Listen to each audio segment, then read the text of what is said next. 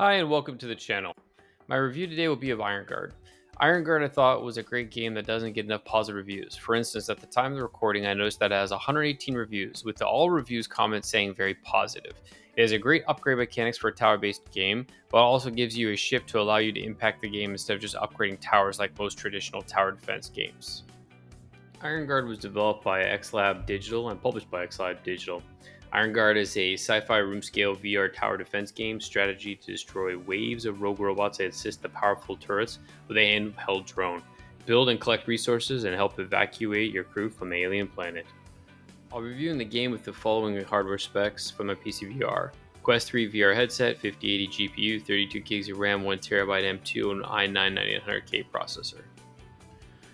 I found the story a little long at times where I'm skipping through it, but it seemed to follow through matching the game to a noticeable positive outcome. The UI elements, I think, with tucking the base health information, resource, and drone energy into a drone interface was interesting. Requires some additional adjustments at time, but not horrible. Hybrid Tower, it's both a defense and real-time strategy gameplay that offers both planning and hands-on action with the inclusion of your very own drone scout with weapons to keep you involved, which I liked a lot. Building mechanics allows you to simply build new towers and remove them at will. Collectors, I like the addition of the collectors, allowing you to put collectors on the crystals to give you more resources, so getting them out was kind of early is kind of key.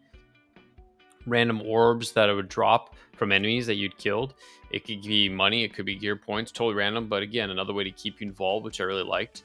Miniature battlefields. The battlefields are small enough that you can move around the VR, lean, tuck behind structures without being too big or annoying. I'd estimate the average battlefield being about 100 to 400 square feet. Building health status, originally I was frustrated that the building health icon wasn't over the building, but better from a battlefield standpoint, not seeing it above the structure like I'm used to seeing in standard RTS games. Selection on turrets, I like the fact that you have 5 turrets to choose from. Gives you a variety in how you can build out each level. Special abilities, I like having a spaceship that allows you to shoot, also giving the option to drop bombs or destroy or poison gas to slow down the enemies to limit the shields. Again, I thought it was a very nice way to keep the player involved. Graphics were really good. The game was from 2021, and the amount of detail and quality that was there I thought was quite good. I'd run a pretty beefy system. I would like to be able to raise the bar a little higher, but it was made in 2021, and they have a new release coming out soon as well. So I thought this was above par for the times. Music and sound I thought were interesting, but matches the game motif and wasn't annoying. Cons, health status. I could see this being an option in the settings menu that some people might just want in order to see the health status of the main structure, kind of like what you'd see in most RTS games. I see it as a disadvantage now, but I know some people would still prefer it. Selecting items. Sometimes I notice that in a VR perspective, about 5 to 10 feet away, selecting things wouldn't always respond. Gas collections seem to be the most noticeable exception, but trying to select turrets and upgrades, I really had issues with this.